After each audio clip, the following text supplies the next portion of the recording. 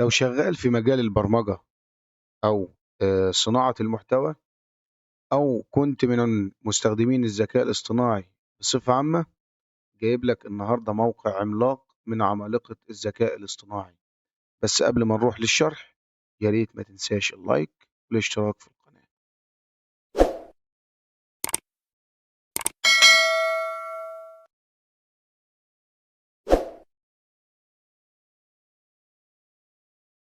السلام عليكم، أهلا وسهلا بكم في فيديو جديد، وكل سنة وانتم طيبين ورمضان كريم. في فيديو النهاردة جايب لك موقع من مواقع الذكاء الاصطناعي اللي هتوفر عليك كتير جدا في شغلك، سواء كنت شغال في البرمجة أو بتتعلم جديد في مجال البرمجة، أو شغال في صناعة المحتوى، أو كنت من مستخدمين الذكاء الاصطناعي بصفة عامة. موقع النهاردة هو موقع ZAI، موقع جميل جدا متاح عليه نسخة GLM. جميع نسخ GLM متوفرة عليه، GLM 4.6 و 4.7 والنيو او النسخه الجديده اللي هي GLM 5. هسيب لك رابط الموقع في الديسكريبشن اسفل الفيديو ان شاء الله، ويا ريت تدعمنا بلايك والاشتراك في القناه، ولو عندك اي استفسار سيبه لنا في التعليقات.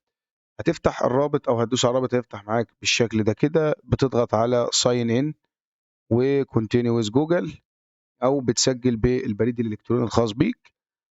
موقع بسيط جدا بيفتح معاك بالشكل اللي حضرتك شايفه ده كده.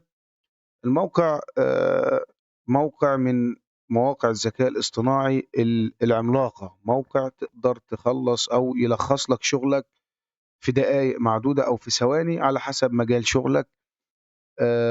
موقع بصراحة جميل جدا، تقدر تكتب له أي حاجة أنت عايزها هنا، سواء برومبت خاص بيك، او عايزه يكتب لك سكريبت، عاوزه يكتب لك اي حاجه تكتبها له هنا في الشات وبيعملها لك على طول. وتقدر برضو تضيف فيديو او صوره من خانه البلس الموجوده دي كده.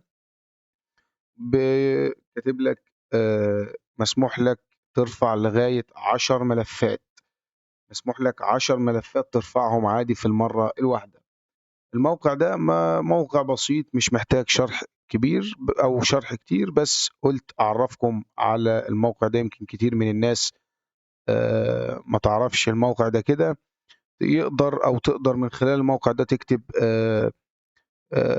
كودينج او اي كود انت عايزه في مجال البرمجة، باي لغة برمجة انت عايزها، او في صناعة المحتوى تقدر تكتب من خلاله سكريبتات، تقدر تكتب من خلاله أي حاجة أنت عايزها. هي واجهة البرنامج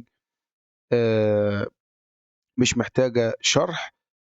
ولو عايز تختار نسخة الذكاء الاصطناعي، متاح معاك النسخ اللي قلت لحضرتك عليها في أول الفيديو.